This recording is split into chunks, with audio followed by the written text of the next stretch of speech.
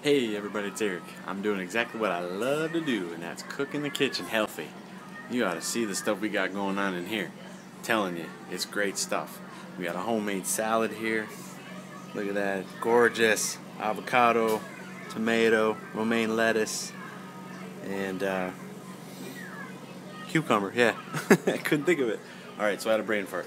Homemade fries. See that, man? You can save lots of calories and lots of junk by making them yourself. A little salt, a little dab of butter there, a little olive oil, sea salt that is. Alright, so we're cheating a little on the tilapia, right? But it's still only 80 calories per serving, so, and that's one fillet.